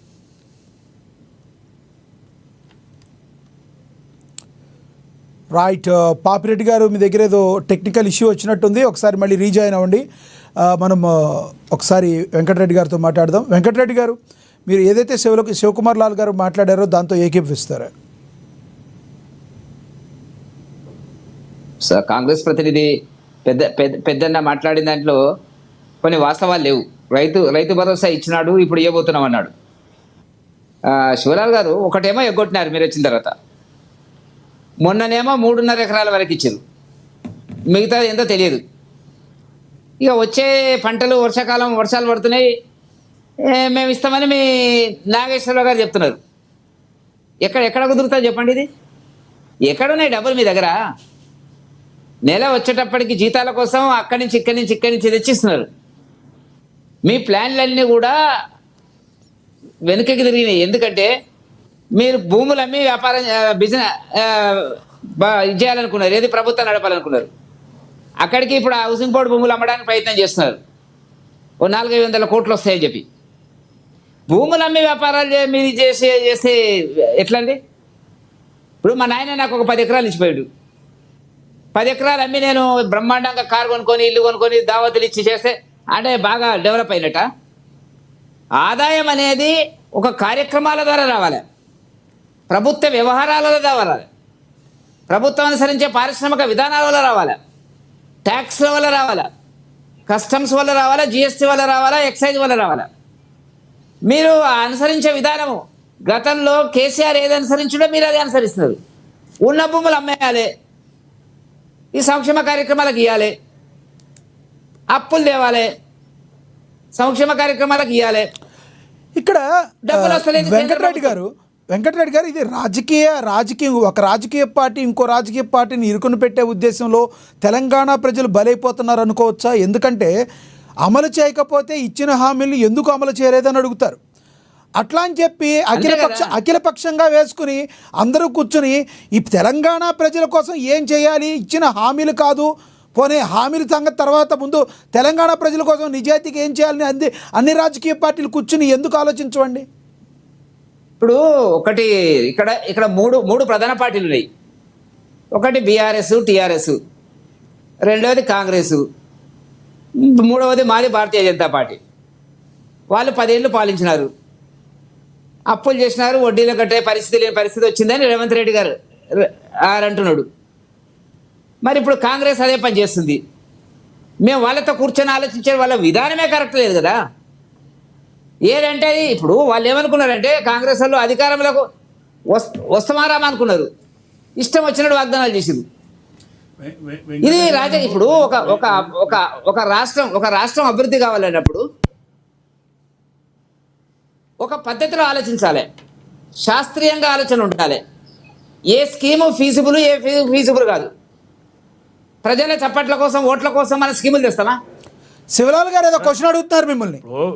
వెంకటరెడ్డి గారు ఏదో పథకాలు చెప్పి కాంగ్రెస్ అధికారంలోకి ఏం రాలేదు. టీఆర్ఎస్ బీఆర్ఎస్ ఏదైతే గతంలో ప్రజా వ్యతిరేక విధానాలు చెప్పిన తర్వాతనే ఆల్రెడీ ఒక మిస్టేక్ మీ పార్టీ నుంచి ఏం జరిగింది, కేటీఆర్ వచ్చి చెప్పిన తర్వాత బండి సంజయ్ని పక్క జరపడంతో మీ పార్టీ ఇంకా వెనక్కిపోయింది. ఈరోజు కాంగ్రెస్ పార్టీ అధికారంలో రావడానికి tit for tat Congress party ఉండే. వెంకటరెడ్డి గారు బీఆర్ఎస్ కి ధీటుగా కాంగ్రెస్ పార్టీ పోటీ చేసింది తప్ప బీజేపీ అక్కడ బండి సంజయ్ని జరిపి తప్పించుకున్నట్టే అనేది నా ఉద్దేశం. ఎందుకంటే బండి సంజయ్ని తీసేసి కిషన్ రెడ్డిని పెట్టిండ్రు. అది ఆల్రెడీ వివేక్ గాని కొండా విశ్వేశ్వరరెడ్డి గారు లైవ్ లో వచ్చి చెప్పడం జరిగింది. నేను పక్కన లేను, లేకపోతే అమిత్ షా పక్కన లేదు, లేదా కేటీఆర్ పక్కన లేకుంటే అప్పుడు, కానీ వాళ్ళు లైవ్ లో వచ్చి చెప్పారు కాబట్టి నేను చెప్తున్నా. అయితే శివలాల్ గారు చెప్పండి, ఒకవేళ బండి సంజయ్ని కాదని కిషన్ రెడ్డిని దేకపోతే మీరు చిత్తగా ఓడిపోతుంటారు, అంతే కదా? అరే అది కాలం నిర్ణయిస్తుంటే అప్పుడు ఏం జరుగుతుందని. ఇప్పుడు ముఖ్యమంత్రి రేవంత్ రెడ్డి గారు అప్పట్లో వర్కింగ్ ప్రెసిడెంట్, తర్వాత పిసిసి అధ్యక్షుడు అయిండు. ఖచ్చితంగా హైకమాండ్కి నమ్మించిండు, ఖచ్చితంగా నేను పార్టీని అధికారంలోకి తీసుకొస్తాడు. గతంలో రాజశేఖర రెడ్డి గారు ఎట్లా చేసిండు, నేను అట్లా అధికారం తెస్తాడు. ఈరోజు మనం అది చూస్తున్నాం, అధికారం కాంగ్రెస్ పార్టీ రావడం ప్రజా వ్యతిరేక విధానం మీదనే వచ్చింది తప్ప ప్రజలను ఏదో మోసం చేసి ప్రజలకి హామీలు చెప్పి మనం అధికారంలో రావాలని కాంగ్రెస్ పార్టీ ఎప్పుడు ఆలోచించలే. కాంగ్రెస్ పార్టీ ఇవాళ కొత్తగా ఏం అధికారంలో లేదు, చాలా సంవత్సరాలు ఉంది. మధ్యన ఆపోజిషన్ పార్టీ అంటే తెలుగుదేశం ఉండే, తర్వాత మొన్న టీఆర్ఎస్ బీఆర్ఎస్ ఒక 10 సంవత్సరాలు. కానీ గతంలో ఎప్పుడు కూడా దోచుకోనంత వరకు టీఆర్ఎస్ బీఆర్ఎస్ అయితే అన్ని పార్టీలకు ఒక గుణపాఠం నేర్పించింది. ఇదే కేసీఆర్ గారు ఏమన్నారు, నన్ను నేషనల్లా ఒక ప్రెసిడెంట్ చేయండి, దేశం మొత్తంలో ఎంత ఖర్చు అవుతుందో ఎలక్షన్ ఖర్చు నేను పెడతా అన్నాడు. అంటే ఎంత డబ్బు దోచుకున్నారు అనేది ఒకసారి మనం ఆలోచించవచ్చు. రైట్ పాపిరెడ్డి గారు కనెక్ట్ అయ్యారు, ఆయనతో మాట్లాడదాం, తర్వాత రామ్మోహన్ గారి దగ్గరికి వెళ్దాం. పాపిరెడ్డి గారు కంటిన్యూ ప్లీజ్. లక్ష్మీనాథ్ గారు, నేను ఎక్కడైతే నాకు పవర్ పోయి కట్ అయింది, నేను ఎక్కడైతే ఆఫ్ చేసిందో, ఇప్పుడు 23లో ఎలక్షన్స్ అయినాయి. 21 నుంచి వెళ్ళి, అంటే 1921 నుంచి వెళ్ళి టీఆర్ఎస్ ప్రభుత్వంలోనే ఆర్థికంగా క్రమశిక్షణ పోయింది, ఆర్థికంగా అదుపు తప్పింది. కాకపోతే పార్టీ ఒకటే పార్టీ కాబట్టి బయటపడకుండా అనేక విధాలుగా మేనేజ్ చేస్తూ రావడం జరిగింది. ఆఖరికి ఒక లెవెల్ పోతే ఓఆర్ఆర్ కూడా 27,000 కోట్ల రూపాయలు అక్కడ నుంచి తీసుకోవడం జరిగింది. అంటే ఎలక్షన్స్ పోకముందే 2 సంవత్సరాల ముందే ఆర్థిక పరిస్థితి తెలంగాణ రాష్ట్రంలో బాగలేదని అప్పుడు అన్ని పార్టీలు కూడా మాట్లాడి, కాంగ్రెస్ కూడా మాట్లాడింది, వాళ్ళకి జీతాలు కూడా ఇస్తలేరు, పెండింగ్ బిల్లులు అట్లే ఉంటున్నాయి, బిల్డర్స్ చేస్తలేదు. ఇప్పుడు ఏదైతే కాంగ్రెస్ ప్రభుత్వం వచ్చిన ఆరోపణలు వస్తున్నాయో ఆ సవాళ్ళన్నీ కూడా టీఆర్ఎస్ ప్రభుత్వం గత లాస్ట్ 2 నెలలు వచ్చింది. అది వచ్చిన తర్వాత ఎలక్షన్స్ 23లో జరిగింది. అయితే శివలాల్ గారు, నేను ఒక విషయం చెప్తాను, మీరు ఇక్కడ రాజకీయాల గురించి కాదు నేను మాట్లాడేది. ఇప్పుడు మీరు సుదీర్ఘ పార్టీ దాదాపు 100 సంవత్సరాలు కంప్లీట్ కావడానికి వస్తున్నది, సుదీర్ఘ పాలనా అనుభవం ఉన్నది, ఈ రాష్ట్రాన్ని సుదీర్ఘంగా పరిపాలించిన అనుభవం కూడా ఉన్నది, మాకు ఏం తెలియదు అని మీరు ఇట్లా మాట్లాడడం అనేది చాలా తప్పు. ఒకటి. రెండవది, 21 నుంచి 23 వరకు 2 సంవత్సరాలు కూడా మీ పార్టీ అనేకంగా విమర్శించింది, అనేక విధాలుగా రిలీజ్ చేసింది, అన్యాయం జరుగుతున్నదని చెప్పింది, చెప్పలేదని కాదు. అప్పటికే ఆర్థికంగా అప్పులు పాలైంది, దివాళీ చేసిందని కూడా చెప్పడం జరిగింది. అటువంటి పరిస్థితుల్లో కూడా మీరు టీఆర్ఎస్ఏ అమలు చేయలేని పథకాలు కింది మీద అవుతున్న పరిస్థితుల్ని మీరు ఇంకా 6 పథకాలను పెట్టి ఆర్థిక వనరులు ఇంకా డబల్ అవసరాలకు చేశారు. ఇప్పుడు నేను ఒకటే చెప్తాను, ఆసరా పెన్షన్ మీరు 2,000 నుంచి 4,000 ఎదిగిస్తామన్నారు, ఎక్కడికి వస్తాయి అనుకున్నారు పైసలు మీకు? ఒకటి సింపుల్. లేకపోతే మహిళలకు 2,500 ఇస్తామనుకున్నారు, ఎక్కడికి వస్తాయి అనుకున్నారు మీరు?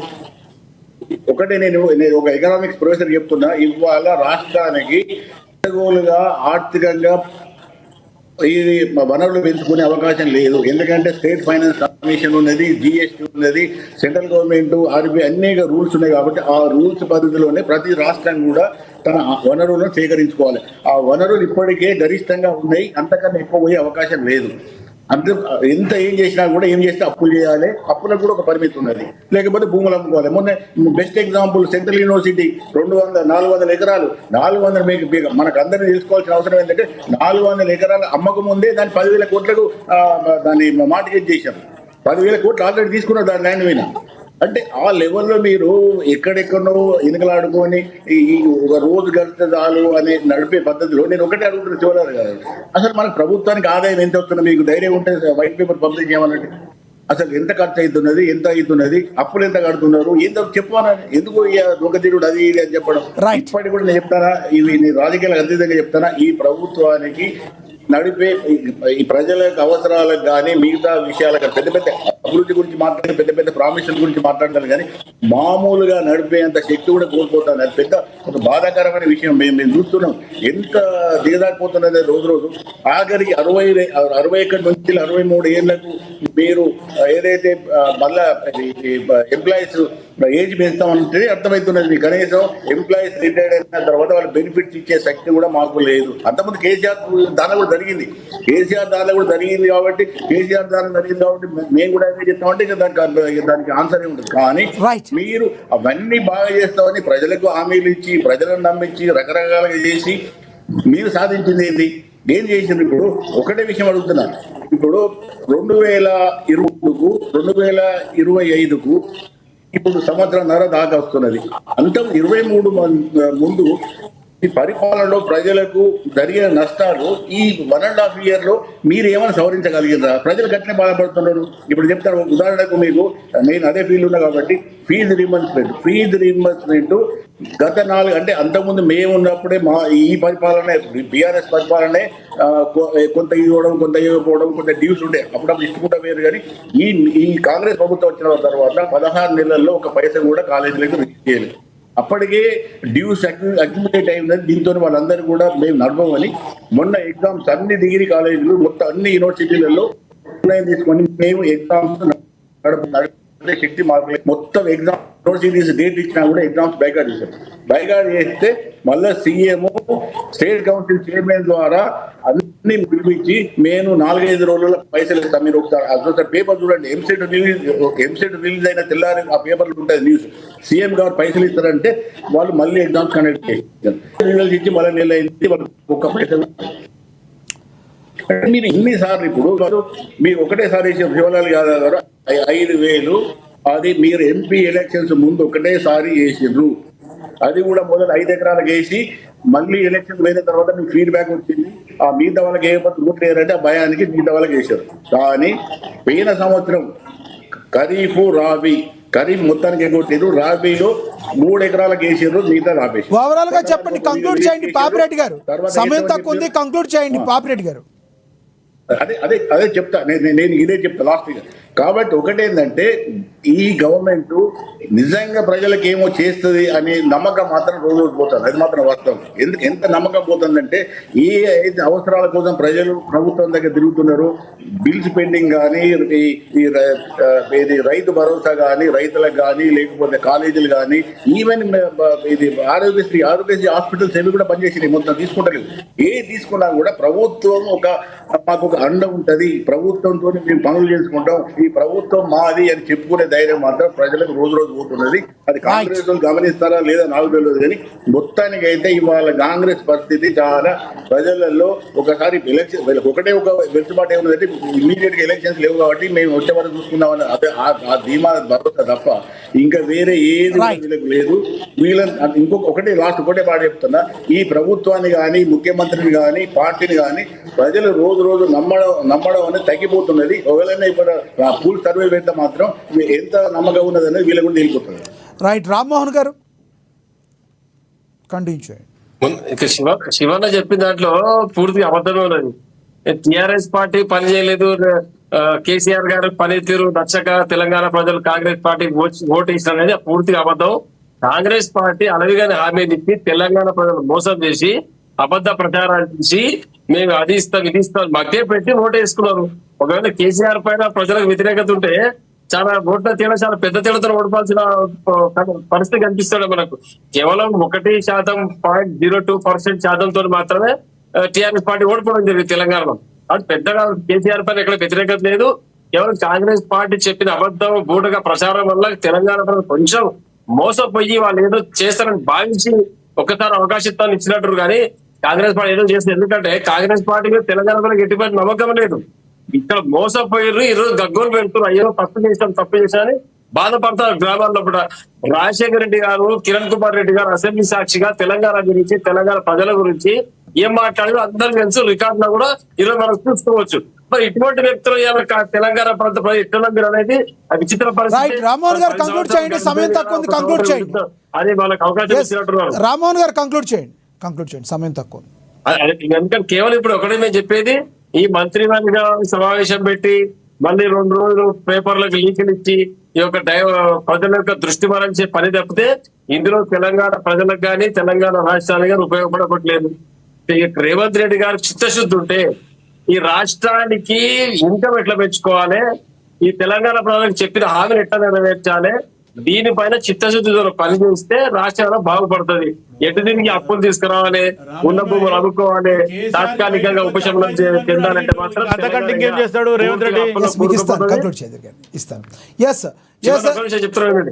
ఖచ్చితంగా రాష్ట్రానికి ఎట్లయితే ఆదాయం పెంచే మార్గాలను ఎంచుకొని, మేధావులను పెంచుకొని, సమావేశాలు పెట్టుకొని దీన్ని తెలంగాణ యొక్క అభివృద్ధి చేసే పని చేయాలి. ఆర్థిక అభివృద్ధి ఇదే పరిగణన మీరు చేస్తుంటే ఈ రోజు మీరు ప్రతిపక్ష పార్టీలో కూర్చుని ఉండేవాళ్ళు కాదు. ఆ అభివృద్ధి ఏదో చేస్తుంటే, కానీ మీకెందుకు లేకపోయింది అంతకుముందు ఈ తెలివి? మీరు అప్పులు ఎందుకు చేశారు? ఖచ్చితంగా తెలంగాణ రాష్ట్రం పూర్తిగా కేసీఆర్ నాయకత్వం అభివృద్ధి చెందింది, మనం గమనించాలి ఖచ్చితంగా. వెంకటరెడ్డి గారు ఓకే, మీరు చెప్పింది వెంకటరెడ్డి గారు కంక్లూడ్ చేయండి. ఒక చివరి అంశం చెప్పి ముగిస్తాను. చెప్పండి. తెలంగాణ ప్రభుత్వం కేసీఆర్ గారు నడిపినప్పుడు తెలంగాణ రాష్ట్రంలో కూడా విద్యుత్ లైన్లు పెద్ద పెద్ద టవర్లు నిర్మాణం అయ్యేది, వైర్లు లైన్లు గుంజేది. ఈ రోజు సంవత్సరాల కాలంలో ఒక్క టవర్ కూడా నిర్మాణం కానీ గ్రామీణ స్థాయిలో కూడా అది ఒకసారి కాంట్రాక్ట్ అంటే తెలుస్తుంది. ఖచ్చితంగా లైన్లు మొత్తం బంద్ అయిపోయినాయి, ఎందుకంటే డబ్బులు చెల్లిస్తలేరు కాబట్టి ఎక్కడ కూడా విద్యుత్ లైన్ల నిర్మాణం జరుగుతలేదు. దానికి ఇంతకంటే నిదర్శనం ఏం కావాలి? ఇక రాష్ట్రం పరిస్థితి ఏందనేది. రైట్, వెంకటరెడ్డి గారు కంక్లూడ్ చేయండి. ఒకటి లక్ష్మీనాథ్ గారు, మీరు ఈ డిబేట్కి చాలా మంచి క్యాప్షన్ పెట్టినారు. నాకు ఒక చక్కని ఆలోచన వచ్చింది. రేవంత్ క్యాబినెట్ మరిన్ని అబద్ధాలను పెట్టండి, అంతకంటే జరిగేది ఉంటుందని నేను అనుకోవడం లేదు. మీకు అర్థమైతే లేదు కానీ ఒక్క ఉద్యోగస్తుల సమస్య మెడకు చుట్టుకున్నది వాళ్ళకు. మీరు డిఏల గురించే మాట్లాడుతారు. ఇప్పుడు 5 డిఏలు ఉన్నాయి, జూలై 1కి 6వ అవుతుంది. దాంట్లో ఎన్ని ఇస్తారో ఏమిస్తారో నాకు తెలియదు. అది చిన్న అమౌంటే కానీ పేమెంట్ చేసే పరిస్థితి లేరు వీళ్ళు. పే రివిజన్ ఉందండి, వేతన సవరణకు సంబంధించి సుమారుగా 2 సంవత్సరాల నుంచి పెండింగ్ ఉంది. ఉమ్మడి రాష్ట్రంలో కానీ తెలంగాణలో కానీ ప్రతి 5 సంవత్సరాలకు ఒకసారి ప్రభుత్వ ఉద్యోగస్తులకు వేతన సవరణ జరుగుతుంది. ఇది ఇక్కడ ఉన్నటువంటి ఆనవాయితీ. ఇప్పుడు 2.5 సంవత్సరాలు అయింది. అది మళ్ళీ ఒకవేళ ఇంప్లిమెంట్ మామూలుగా చేస్తే కూడా 5-6 వేల కోట్ల ఖర్చు అవుతుంది. ఆరోగ్య పథకానికి సంబంధించి పెండింగ్ ఉన్నది. అన్నీ నేను ఎందుకు చెప్పానంటే ఒక ఉద్యోగస్తుల సమస్యలే చాలా పెండింగ్లో ఉన్నటువంటిగా కనపడుతున్నవి. ఇక మిగతా వదిలేయండి, ఇక ఏం జరుగుతుందండి. కాబట్టి నేను చెప్పదలుచుకుంది ఏంటంటే ఫైనల్ గా కంక్లూడ్ చేయండి. రేవంత్ రెడ్డి గారి ఆర్థిక విధానాలు, మేనిఫెస్టోకి సంబంధించిన అంశాలు తిరిగి పునరాలోచించుకొని ప్రజలను క్షమాపణ కోరి మేము ఓట్ల కోసం ఇది చేసినాం మళ్ళీ చెయ్యం ఇట్లా అని చెప్పి ఏమన్నా ప్రజలు కనుకరిస్తారేమో నాకు తెలియదు. రైట్, అంతవరకు ఇట్లా టైం పాస్. శివలాల్ గారు కంక్లూడ్ చేయండి. వెంకటరెడ్డి గారు చెప్పిన దాంట్లో నేను ఏకీభవించేది ఏంటంటే 5 డిఏలు రేపు జూలైకి వస్తే ఇంకో డిఏ పెరుగుతుంది అనేది వాళ్ళకి పెంచాల్సింది. కానీ ఈ మొత్తానికి పెండింగ్లో పెట్టిన పాపం ఎవరిది అది చెప్తలేరు వెంకటరెడ్డి గారు. ఆల్రెడీ 3 సంవత్సరాల నుంచి డిఎల్ పెండింగ్ పెట్టిందే కేసీఆర్ గవర్నమెంట్, అప్పట్లో ఉన్న టీఆర్బీఐ. ఒక్క నిమిషం శివలాల్ గారు, మీ మేనిఫెస్టోలో మేము రాగానే 3 డిఏలు ఇస్తామన్నారు. మేము వాళ్ళ డిఏలు ఇస్తామని మీరు ఒప్పుకున్నారు. అయితే ఒకటే కదా. నేనేమంటున్నా అంటే గతంలో కేసీఆర్ చేసింది ఒకటి, ఇప్పుడు ఇంతకుముందు పాపిరెడ్డి గారు కూడా రీఎంబర్స్మెంట్ గురించి మాట్లాడారు. నేను ఇవాళ ఒక కాలేజ్కి వెళ్ళేసి వచ్చినాను, పీజీ కాలేజ్కి. అక్కడ కూడా వాళ్ళు ఇదే వాదన, గత 3.5 సంవత్సరాల నుండి మాకు అసలు రీఎంబర్స్మెంట్ కాడ కూడా పెండింగ్ అవుతుంది, విడతల వారికి ఇవ్వడం జరిగింది. గత 2 సంవత్సరాల మటుకు ఇవ్వలేదు. ఈ ప్రభుత్వం వచ్చిన తర్వాత ఒక్కసారి విడతల వారికి ఇవ్వడం జరిగింది అనేది ఈరోజు ఒక తార్నాకాలో ఒక పీజీ కాలేజ్ నేను వెళ్ళిన ఒక అడ్మిషన్ బ్యాగ్ తీసుకోవడానికి అక్కడ పోతే ఇది జరిగింది. క్యాబినెట్ గురించి చెప్పండి, సమయం తక్కువ ఉంది, ఏం చెప్తారు? ఇంకొకటి ఏమంటే వెంకటరెడ్డి గారు, రామోహన్ భాయ్ ఒక నిమిషం, వెంకటరెడ్డి గారు చెప్పిన దాంట్లో సరే మేనిఫెస్టోలో 3 అనుకున్నాం, ఖచ్చితంగా ఖజానా ఖాళీ ఉంది కాబట్టి ఇయ్యలేదు, అది వాస్తవము. మీరు చెప్పిన దాంట్లో కూడా నేను దాంట్లో ఏకీభవిస్తున్నా. ఇప్పుడు మటుకు క్యాబినెట్లో నిర్ణయం అయిన తర్వాత 2 డిఏలు మటుకు ఖచ్చితంగా అనౌన్స్ చేస్తామనేది నాకున్న సమాచారం. ముఖ్యమంత్రి గారు అదొక నిర్ణయం తీసుకోవడం జరిగింది. ఏదైతే డిఏలు పెండింగ్ అయింది అది ఖచ్చితంగా గత ప్రభుత్వం ఆపిపెట్టినా సరే మనం మటుకు ఇద్దామనే రకంగా 2 డిఏలు ఇస్తామని చెప్తుండ్రు. ఇక మిగతా విషయాలలో ఒక 4 పాయింట్స్, ఏది బర్కచర్ల ఒకటి, తర్వాత ఈ రైతులకు ఏదైతే ఇవ్వాలనో అది రెగ్యులర్గా దాన్ని మొత్తం దాన్ని చట్టం చేసి రెగ్యులర్గా వచ్చేలాగా చూద్దామనే రకంగా కూడా ఒక నిర్ణయం తీసుకోవడం జరుగుతుంది. ఈ 4 పాయింట్ల మటుకు ఈరోజు నిర్ణయం తీసుకుంటుంది మంత్రివర్గంలో. ఖచ్చితంగా రాబోయే రోజులలో ఖచ్చితంగా కాంగ్రెస్ పార్టీ అధికారంలో ఉంటుంది కాబట్టి ఇంకా ఎట్టి పరిస్థితుల్లో ప్రజలకు ఇచ్చిన హామీని పూర్తి చేస్తారని నేను కూడా విశ్వసిస్తున్నా. ఖచ్చితంగా పూర్తి చేయాలని కోరుకుంటున్నాను. రైట్, ధన్యవాదాలండి శివకుమార్ గారు చర్చలో పాల్గొన్నందుకు. ధన్యవాదాలండి వెంకటరెడ్డి గారు, ధన్యవాదాలండి రామ్మోహన్ గారు, ధన్యవాదాలండి పాపిరెడ్డి గారు చర్చలో పాల్గొన్నందుకు. ఏది ఏమైనప్పటికీ తెలంగాణ కేబినెట్ సమావేశం అయితే జరుగుతుంది. సెక్రటరియట్లో సీఎం రేవంత్ రెడ్డి అధ్యక్షతన మంత్రివర్గ భేటీ కూడా జరిగింది. కాళేశ్వరం విజిలెన్స్ ఎన్డీఎస్ఏ రిపోర్ట్పై కూడా మంత్రివర్గ భేటీలో పవర్ పాయింట్ ప్రెజెంటేషన్ కూడా ఉండనుంది. Power commission report, phone tapping, ఇతర ఎంక్వైరీలపైన చర్చించే అవకాశం కూడా మనకి మనకి స్పష్టంగా కనబడుతుంది. ఉద్యోగుల బదిలీలకు గ్రీన్ సిగ్నల్ ఇచ్చే అవకాశం కూడా మనకు ఉంది. 1 లేదా 2 డిఏలపై ప్రకటన కూడా జారీ చేయనున్నారు. రాజీవ్ యువ వికాసం లబ్ధిదారుల ఎంపిక, పథకాల అమలుపై చర్చించి నిర్ణయించే అవకాశం కూడా ఉంది. వానాకాల పంటల సాగు, రైతు భరోసాపై నిర్ణయాలు ఉండే అవకాశం ఉంది. పలు పెండింగ్ ప్రాజెక్టులపై చర్చించనుంది ఈ కేబినెట్. మరి రేవంత్ ఈ కేబినెట్ ద్వారా ఏం చెప్పబోతున్నారని మరి కాసేపట్లో మనకి తెలుస్తుంది. ఇది వాళ్ళ స్పెషల్ డిబేట్. చూస్తూనే ఉండండి. నమస్తే.